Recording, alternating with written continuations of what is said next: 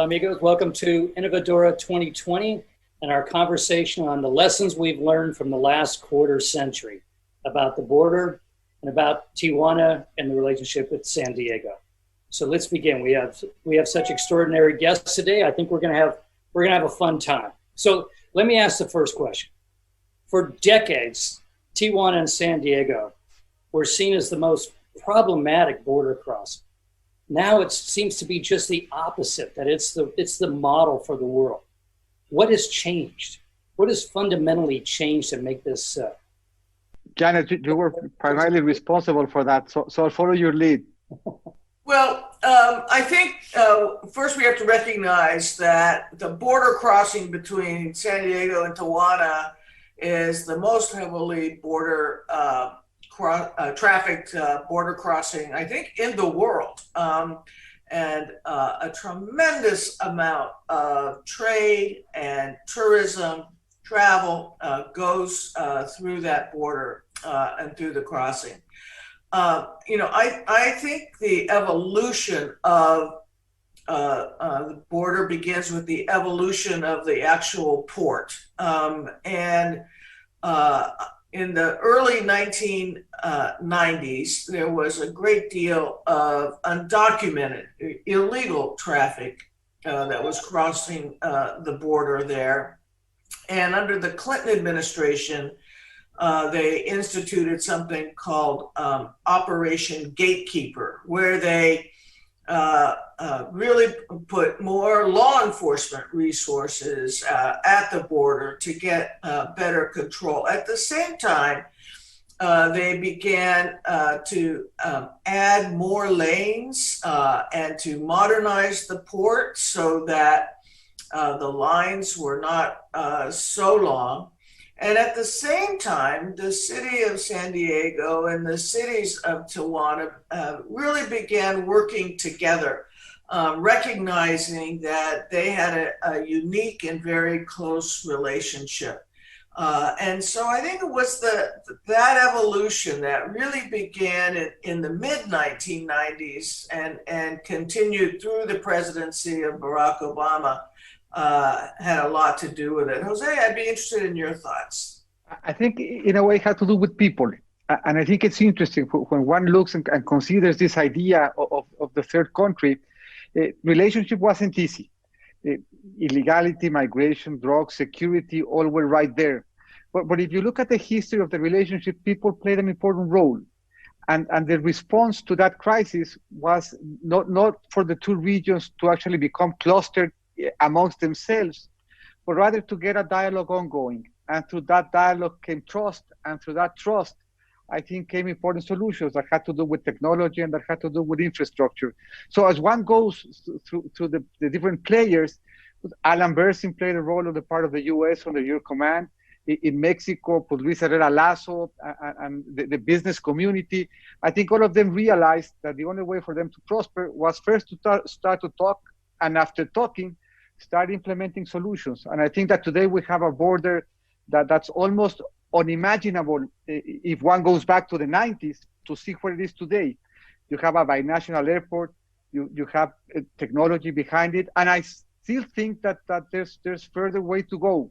When I actually visited it last, as foreign minister, when one stood in the border, very clearly you could see that the way to take advantage of that infrastructure was to have reversible lanes.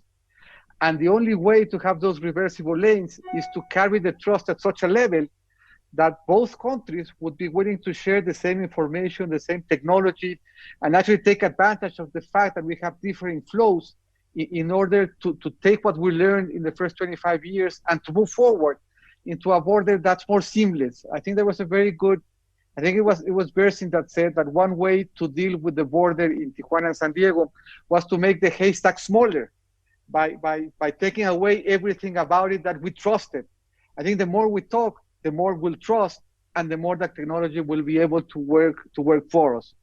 I think is an example for the rest of the relationship. One of the very fine points I think that the book makes is that really Tijuana and San Diego are the corners of both our countries. And sometimes they're far removed from Washington and Mexico City. And for a long time, that was thought to be a disadvantage. But when one looks at the border today and the way that Tijuana and San Diego had conducted each other through fires, through energy, through water, through climate change, through security, through migration, they actually provide, I think, a good example as to how far diplomacy has been decentralized, how central people are to the construction of the relationship, and what can be achieved through that practice of dialogue. Secretary Meade, I'm struck by, as I was researching this book, I think the impression to most people from the outside is this was a top-down imposed solution over time. But the more I got into it, the more I realized that the major component was grassroots. It was everyday. It was, and it's absolutely fascinating. Yeah, I mean, I used to say when Secretary Napolitano was basically the accountant, the account manager for the Mexico-U.S. relationship, and we're very grateful for always her support. As foreign minister, I could say, and it was probably true, that I had a very good grasp of the relationship between Mexico and Sweden, or Mexico and Estonia or Greece. But really, the U.S.-Mexico relation can't be centrally managed. And every time one went to the border, the surprise was what was happening at a grassroots level. And suddenly, I don't know Janet's impression, but in my case, suddenly you were surprised to find out that there were a couple of entrepreneurs that were building a binational airport, and that we were not involved in the project. And had we become involved in the project, we might not have a binational airport. So really, I think your book captured the spirit of the border in a very neat way, and the importance of individuals in constructing foreign policy between Mexico and the U.S. via Tijuana and San Diego. I was struck looking back that in many ways it begins with a dinner. It begins with a dinner in Tijuana where local figures from both sides of the border sit down and take a meal together for the first time and realize, hey, they're not ogres on the other side. They're just like us. And it begins, and it also begins on the athletic fields of private schools in San Diego, where moms are bringing their kids up from Tijuana, and they're in the classes too, and they're going out and getting lunch together, and they're talking together. And some of these moms happen to be important figures in both cities. It's really quite remarkable how local politics seem to trail actual individuals making this thing happen by just the necessity of their life and their own interests. And I think there's the two levels, because I think in a way that dinner, hosted by a Meade, by the way, by Walter Meade, I think that dinner could not have happened if we didn't have a framework of free trade, and if we didn't have a lot of architecture built on top of the relationship that created an enabling environment. But once the enabling environment was there, really individuals took it on their own and carried it further than any one of us would have imagined. Care to add anything, Secretary? I'm just agreeing with all that has been said. And I think out of that relationship between people, grassroots, so to speak, developed the trust that Jose referred to, which I think was such an important ingredient, and a recognition that there was mutual benefit to be had by having a working relationship that worked, in a way respected that there was a border, but realized that there was great unity of interest on both sides of that border. You know, it intrigues me why this didn't happen sooner. I mean, if you look down from space, it's the same location, the same valley. It's got the same river, the same weather. And moreover, in terms of philosophy, both cities feel like they're in the shadow of a big brother city near, a big brother city looking down on them, Los Angeles and Mexico City. And they also feel like they're on the opposite ends of the country. They're way off in the hinterlands from the capital. I would see, it seems like they have so much in common that they should have found this separate piece with each other a century ago, and not, and waiting until the 1990s. Is there a reason for that? My impression is that there's a couple, and I found them interesting. As one went through the book, there's some chapters when one felt identified because one was an actor in those times, or at least one knew many of the people that you talk about in the book, Pepe Galicot, the Coens, and Fimbres, and all of this entrepreneurial spirit that is part of the border. But in terms of hinterlands, when I was Secretary of Foreign Affairs, I like to take the ambassadors on trips, and we did once a year.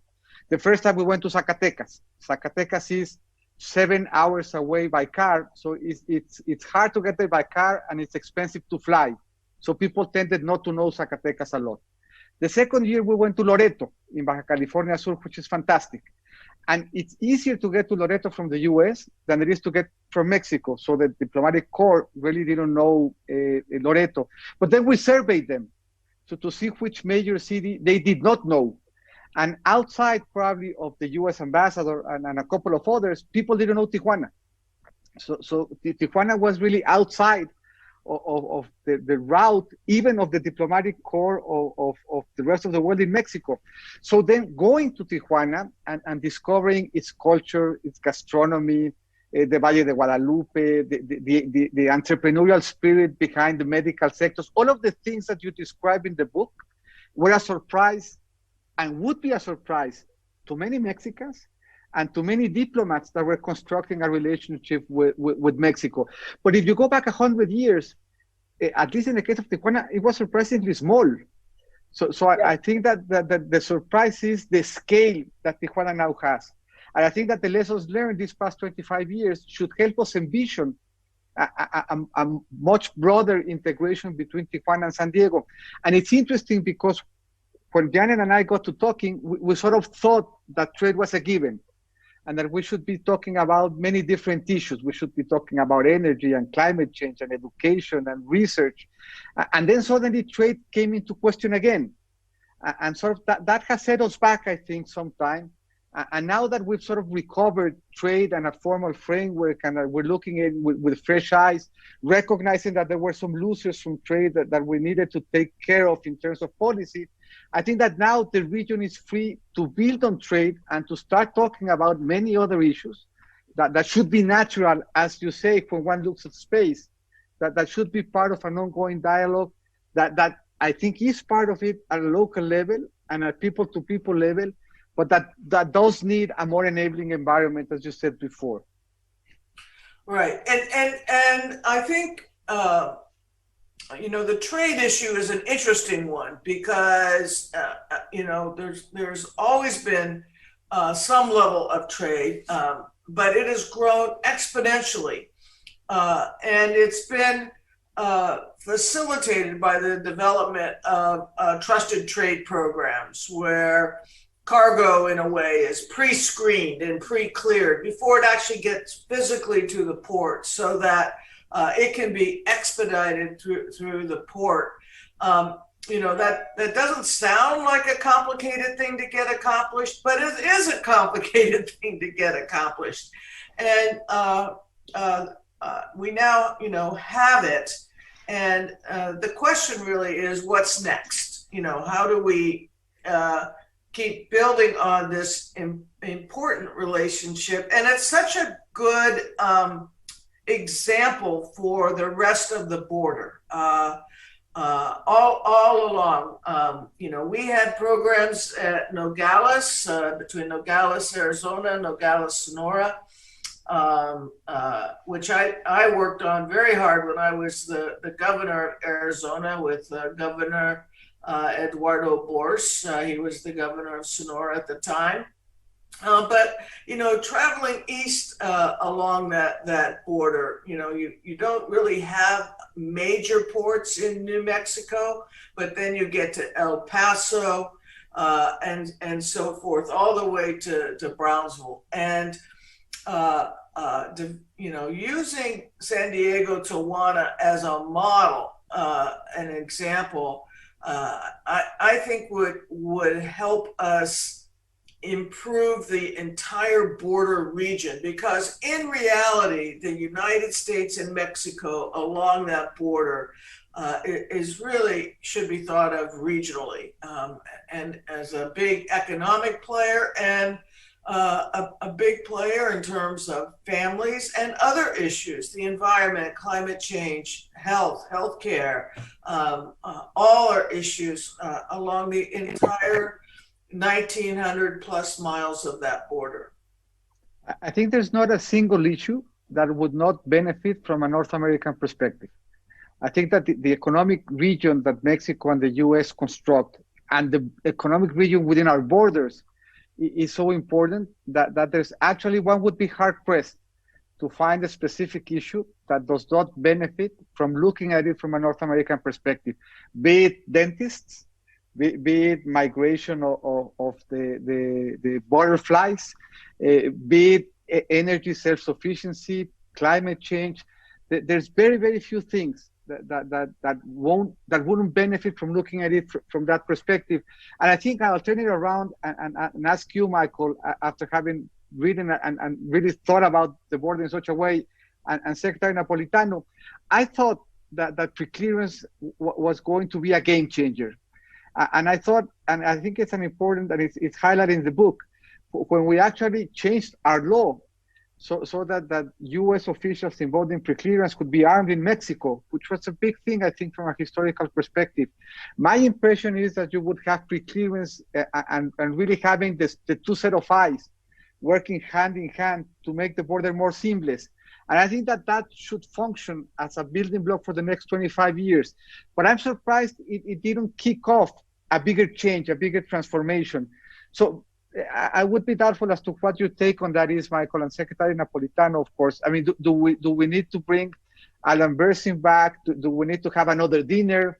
So what is it that we need to do to really make our border more seamless, with just one data point that I always found striking? And I don't know whether my data is current, but we have 300,000 trucks crossing the border every day. And all of the cocaine that is consumed in the US can fit into just 13 trucks.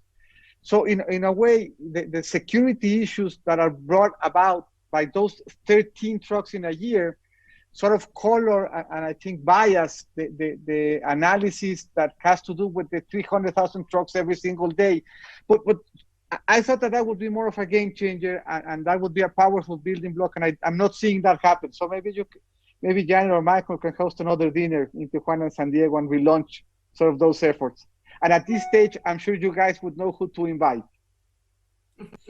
You know, talking to Alan, I talked to him an awful lot doing this book. He's a real determinist that the destiny of North America is to become North America.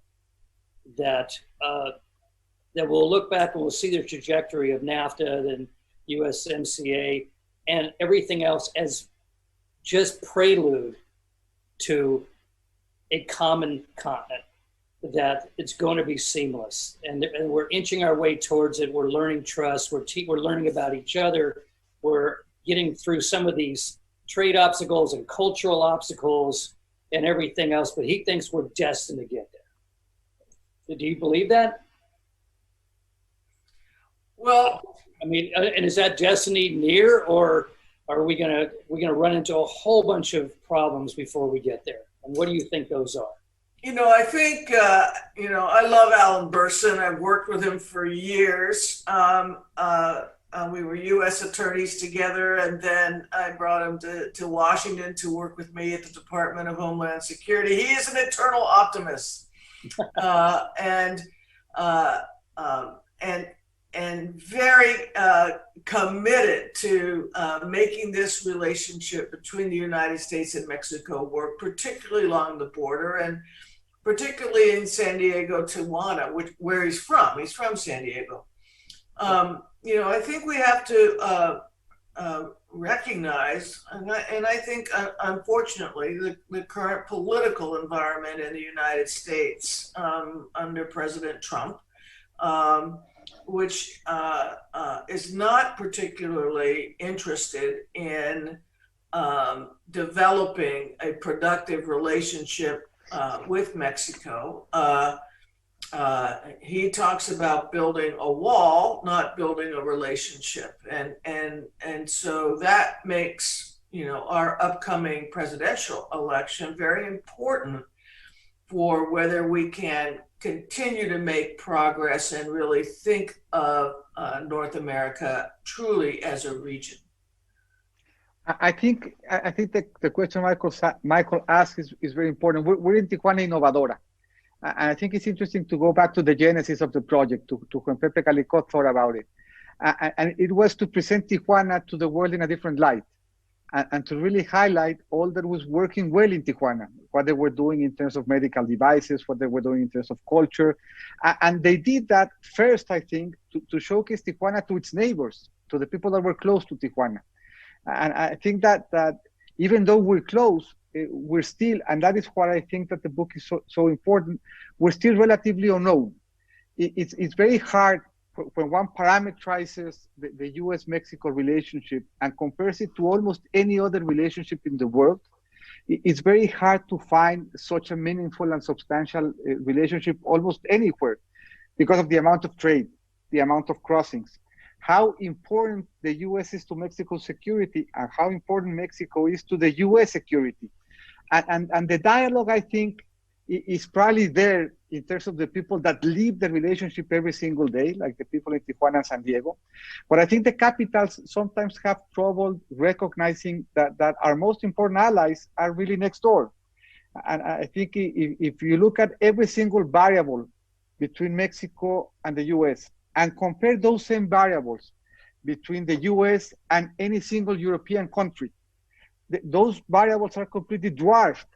Yet, if you look at the bandwidth devoted and the time devoted to study the relationship between the US and Germany, the US and the UK, the US and Spain, the US and Italy, is orders of magnitude greater than the time devoted to really understanding the relationship between the US and Mexico.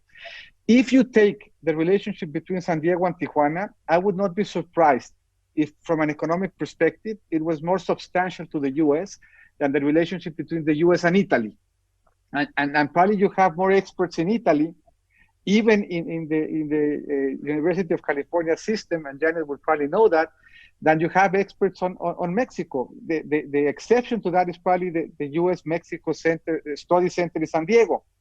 But it's surprising that is not a staple in all of the California system, given how important the relationship is. So I think even at this stage, to me, reading the book was enlightening in sort of identifying the whole set of opportunities and the whole importance of the dialogue that we could have ongoing. But we don't have enough people studying it. We don't have enough people advocating it. And if we wait for the numbers to speak for themselves and provide that constituency without hosting more dinners, we're going to waste, I think, many, many years that could be fruitful in developing a more secure, more competitive, and more dynamic North America. Right. And Jose, you said something very important in your comment, which is that the U.S. is important to the security of Mexico, and Mexico is important to the security of the United States. And I think in our nation's capitals, Mexico City and Washington, D.C., that is not a fully recognized fact, but it is a fact. And that also needs to be part of the relationship that gets greater recognition at the national level. I agree. And I think that's why the book's important. If you look at books written by US diplomats, the number of pages devoted to Mexico is minute. And when one looks at the book such as the one that you wrote, just the potential of the relationship is huge. It's both ways. It's exciting. It relies on innovation. It generates, and it has generated huge amounts of wealth and knowledge. And just learning, for example, that the first LASIK operations were done in Tijuana, and really how innovative and how constructive the relationship has been. to recognize that it is not well understood elsewhere, that it is not well studied, that it is not well parameterized, that the importance of decentralized foreign policy is not really front and center of the diplomatic debate. I think is something that the book starts to address, but I think that is something that we need to work more on. When Janet was there, when I was there, what we tried to do from the Mexican perspective, just talking about migration and security was complicated. And every day we had issues, some of them related in the book. Violence in the border, rocks, bullets, human rights issue, etc. And that made it, the dialogue between Washington and Mexico City complicated. So we said, well, let's make it broader. And let's talk about education and research, and let's talk about women and entrepreneurship and clusters.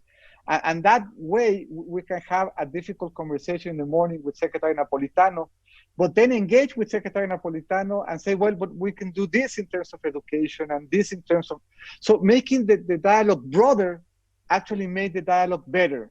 Yeah. And I think that's something that we should try. It's not natural because the relationship tends to focus on a relatively narrow set of issues. If we manage to make it broader, we'll manage to make it better. And I think that the book makes a very persuasive argument as to why that should be the case. I agree. And I think, wouldn't it be great if the book were read in Mexico City and Washington, D.C., and studied by students, students who are in the UC system, students at UNAM, wherever, whatever, students from both countries, because it's such an aperture into how a relationship can develop and work and be beneficial on both sides of a border. I think it should be part of the introductory package that every student gets, at the very least in the Californias. And as one reads through it, one really has a desire to go visit again. And I think that, as Janet said, it should not only be read in the Californias, but in our nation's capitals, to which San Diego and Tijuana are far away. I mean, in a way, Tijuana's ecosystem and Baja California's ecosystem, there really are only true special economic zone. And the tax issues are different than they are anywhere else, and the labor issues are different than they are anywhere else. So the whole dynamic of the border actually make it our own special economic region. And I think that we should study it that way and learn from it so that we don't take the border towards our capitals, but that we move our capitals to thinking more like the border, like the way the issues are thought about from a border perspective.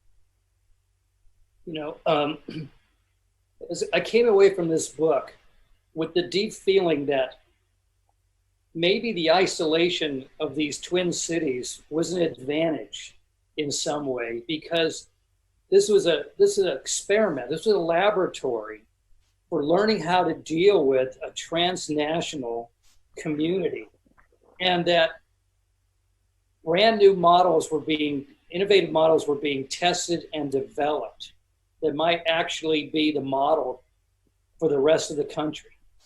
And because the two cities were so far away from their capitals, they weren't getting interfered with very much. They were coming up with their own solutions and making them work. And then the rest of the world was noticing.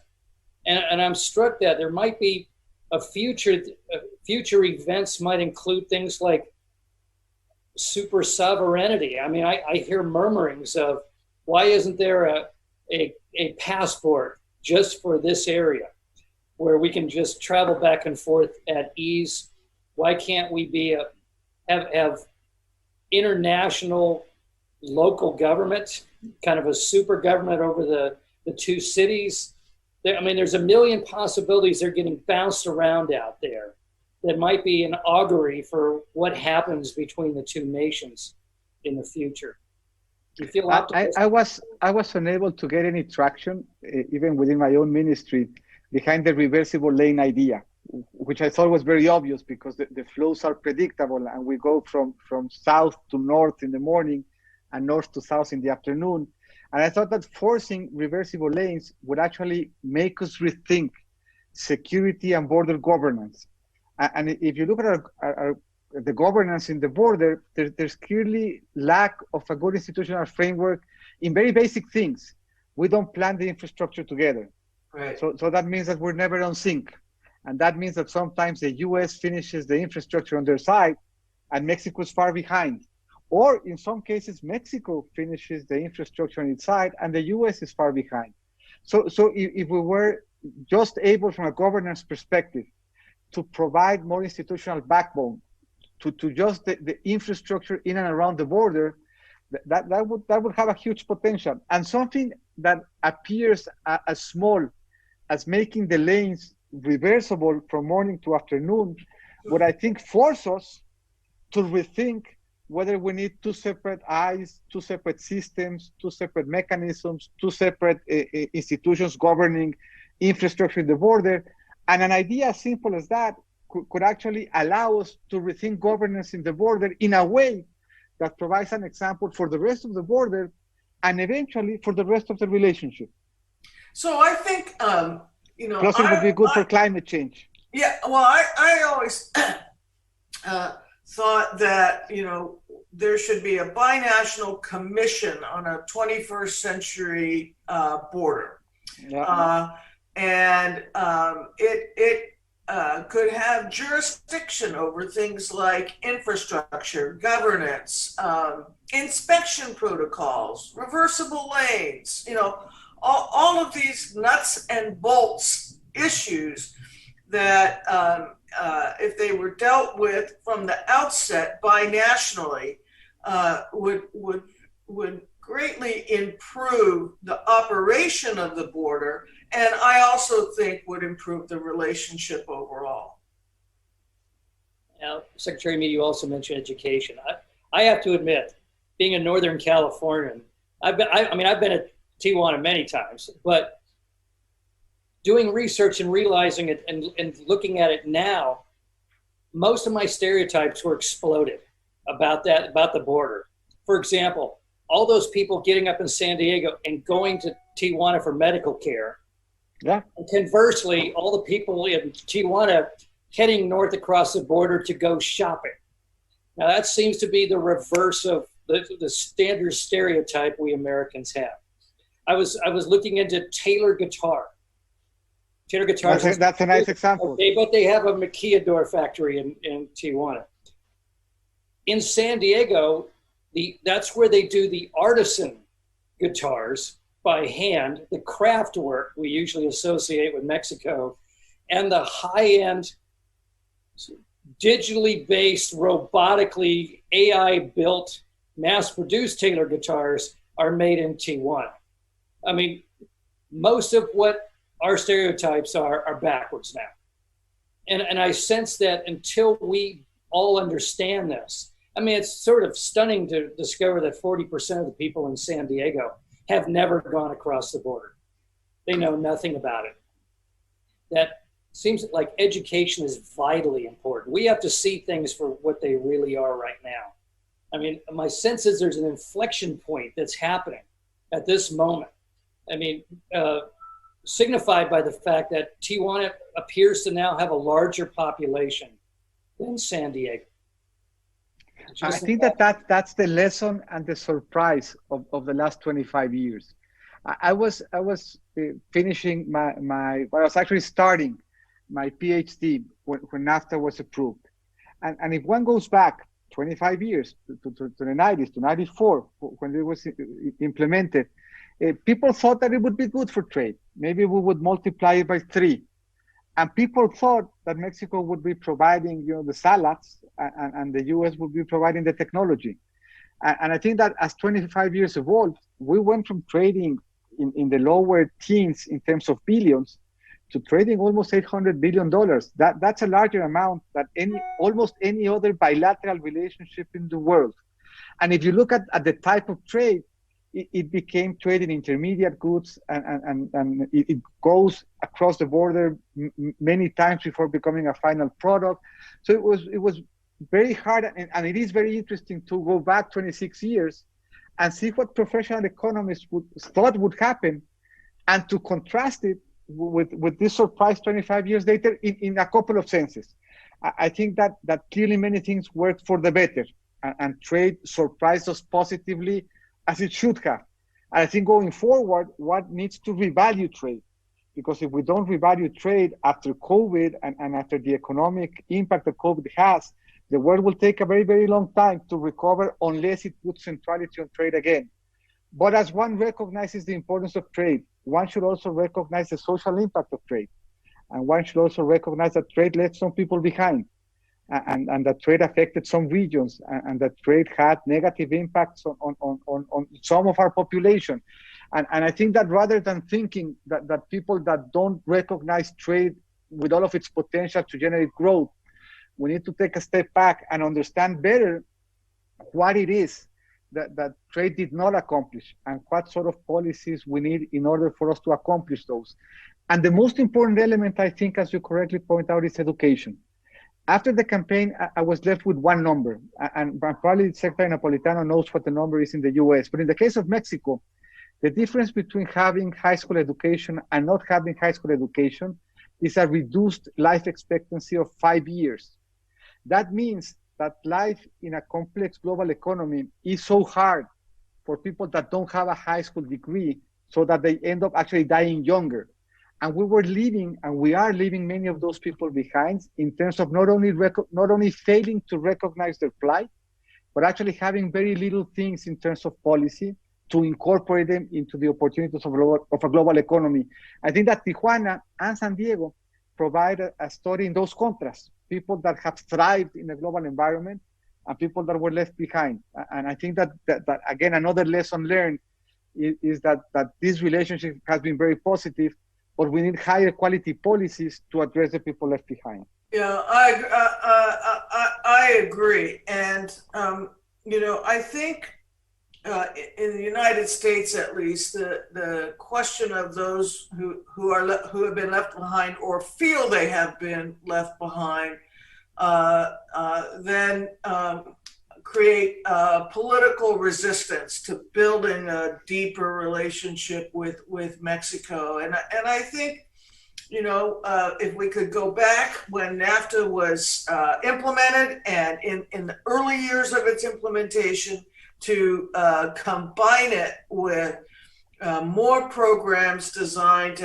to work with the populations that weren't necessarily being benefited by NAFTA, but to get them integrated better into the globalized economy, to get them perhaps better educated, and to increase opportunities for them as well. And I think that for that, we need more books, Michael. So you need now to go to Matamoros and Nuevo Laredo and the rest of the border and identify who you would host for dinners there, and what we need to do to learn more about each other in a way that I think that your book clearly does. I think for me, having understood the relationship, I took a course in photography in UCSD when I was a teenager. I've been going to the region for a very long time. My father was part of, they designed in Mexico a certificate of fiscal promotion to motivate maquiladoras back where they started. So I thought I knew the region. And yet the book provided an eye-opener in terms of its potential. And again, the importance of decentralized diplomacy and the importance to support it from our nation capitals in terms to generate the sort of prosperity that Tijuana and San Diego have generated, and to realize the huge potential that they still have unexploited. I was also struck by one other critical factor that wasn't obvious to outsiders, and maybe not even to people on the ground in the two cities, but the two patriarchs. We have Pepe Gallico in Tijuana, and we have Malone Burnham in San Diego. The first one's over 80, and the second one's over 90. I mean, these are distinguished gentlemen, and they are the crucial figures of their city. They're the major philanthropists. I mean, we're on, Gallico's Innovadora creation, and Malone sits on the board of Innovadora. And the fact that these two men who existed in their own worlds on each side of the border became friends, and they began working together and helping each other out and providing resources and making network connections strikes me as the crucial last factor in this renaissance that's happened between the two cities. Without those two guys, I'm not sure this would have happened the way it did. And it's just like, I'm up here in Silicon Valley, and there's little things that, you know, they're trying to duplicate Silicon Valley all over the world for 50 years, and they have trouble. It's because of the little factors that aren't being identified. And I think the presence of Gallico and Burnham is that last ingredient that makes all this work. And I think anywhere else in the world that they want to duplicate this, they better go get the founding fathers and take them out for a drink together and get them to know each other. I think that's absolutely vital. I actually agree, and I was surprised when I found out their age, because they both appear much younger than what the book says, no? And both much more active. But the book has different tones, and I don't know whether the Secretary Napolitano would agree, but every time you talked about personal relationships and what they were doing for Tijuana and San Diego, the book seemed to light up. And it was creative, it was important, it was innovative, and it generated value. And every time you spoke about the capitals, the book tended, there was a gloom there when the authorities became involved. Even though I think your book does something that's very nice, it recognizes the importance of public work and public servants and what they can bring to the relationship. But there was a sense of light, of morning coming anew, when you were talking about what the personal relationships were doing. And there was a sense of not so much light when you talked about the bureaucracy, even though you recognize how important that bureaucracy has been. I was reflecting what I was hearing. But I think it's true. And I think that's the magic of the US-Mexico relationship. I think it's, when one looks into foreign policy, I think that it is one of the few relationships that is driven, the motive of which are these millions of individual relationships, not all of them like Gallico and Malin, but millions of individual relationships of people that studied together, that work together, that know each other, and trust each other, that innovate, invest, and develop together. And I think that's the magic of the US-Mexico relationship. And that's a potential that we should foster and enable. I was also struck that the success of places like Tijuana solves a lot of problems. I mean, I had one manager at a maquiladora factory say to me, we don't want people going across the border, you know, illegally. We want them to stay here. We have all these job openings on our assembly lines. Yeah, we will give them high school education. We will pay for their college tuition. They can get married in our cafeteria.